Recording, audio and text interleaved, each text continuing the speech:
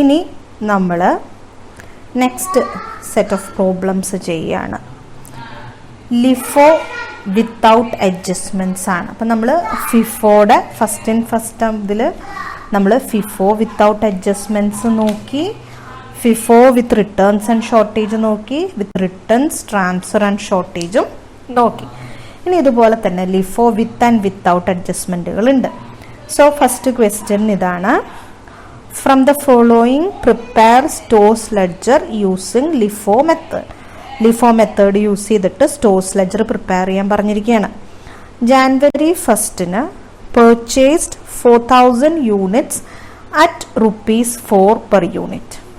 5 വീണ്ടും പർച്ചേസ് ചെയ്തു 500 units at ₹5 per unit. അത് കഴിഞ്ഞിട്ട് 8 ഇഷ്യൂഡ് 2000 യൂണിറ്റ്സ്.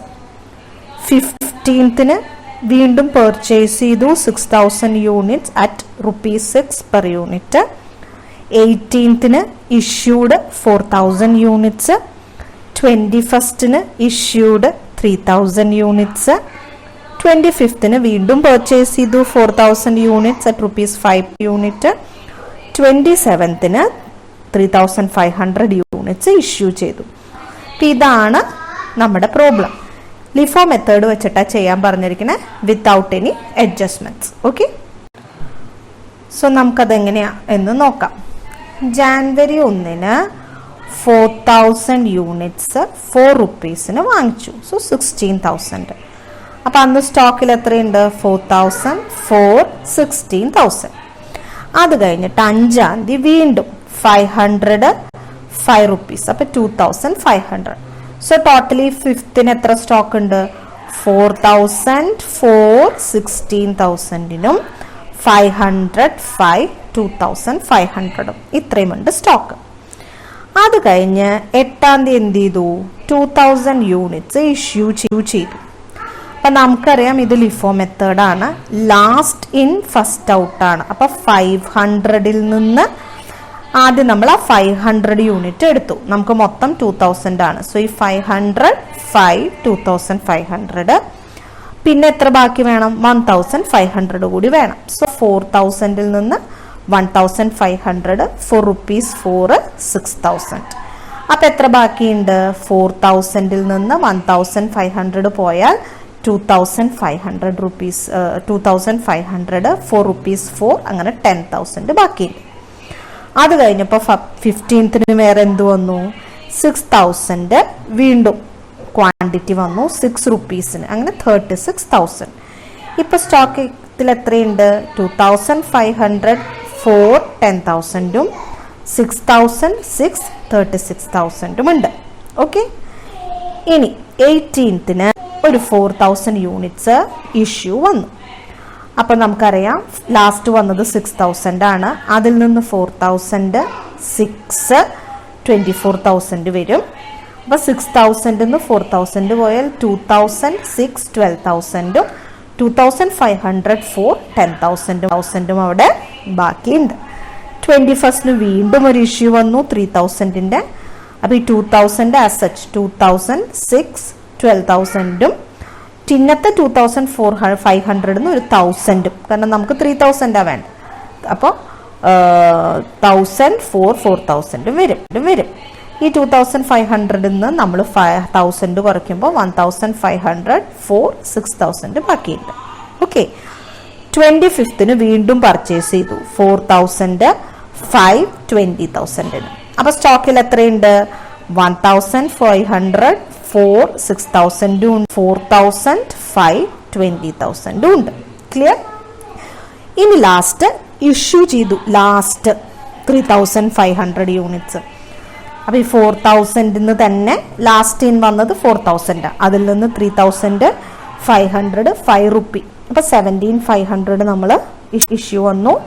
അപ്പോൾ ബാക്കി എത്രയുണ്ട്? 4000 നിന്ന് 3500 പോയാൽ 500 ₹5 2500 1500 4 6000. ഇത് എളുപ്പമാണല്ലേ? കാരണം എന്ന് വെച്ചാൽ ഇവിടെ വേറെ വ്യത്യാസങ്ങളൊന്നുമില്ല. ഇവിടെ ആകെ വ്യത്യാസം വരുന്നത് ഫിഫോ ആണെങ്കിൽ ഫസ്റ്റ് ഇൻ ഫസ്റ്റ് ഔട്ട് ആണ്, ഇത് ലാസ്റ്റ് ഇൻ ഫസ്റ്റ് ഔട്ട് ആണ് എന്നേ ഉള്ളൂ. ഇപ്പോൾ വിത്തൗട്ട് അഡ്ജസ്റ്റ്മെന്റ്സ് ആണെങ്കിൽ കുറച്ചും കൂടി സിമ്പിളാണ്. അപ്പോൾ ഇവിടെ ക്ലോസിംഗ് സ്റ്റോക്ക് എത്ര വന്നു? 1500 പ്ലസ് 5000 പ്ലസ് 500, അപ്പോൾ 2000, 6000 plus 2500, 8500. So closing stock 2000 for rupees 8500. Clear? അതാണ് LIFO method without any adjustment. Next question എന്ന് പറയുന്നത് LIFO with returns and losses ആണ്. 2 അഡ്ജസ്റ്റ്മെന്റ് വരുന്നത്. അപ്പം അതിൻ്റെ transactions opening stock 60 kg at rupees 10.2 per kg. 2-ാം തീയതി 30 kg ഇഷ്യൂ ചെയ്തു. 3-ാം തീയതി received 70 kg at rupees 10.30. Issued 25 kg. കൂടുതൽ കാര്യം പറയുന്നുണ്ട്. Stock verification reveals loss of 1 kg. Received back from orders 10 kg. അത് previously issued at 9.15 per kg ആയിരുന്നു.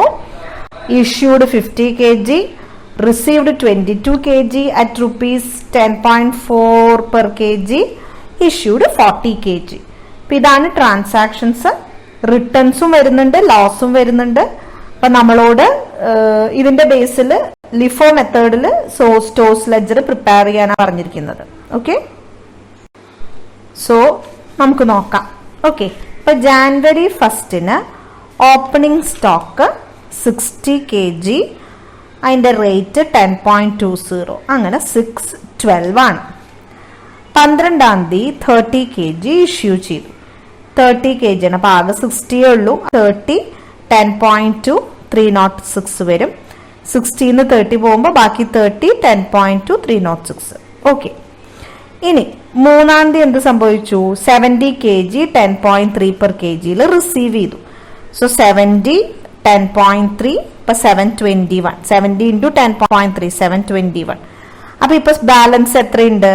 30 10.2 306 അത്രയുണ്ട്. 70 10.3 721. ഇനി 4-ാം തീയതി 25 kg ഇഷ്യൂ ചെയ്തു. അപ്പൊ നമ്മൾ 25 kg ആണ്.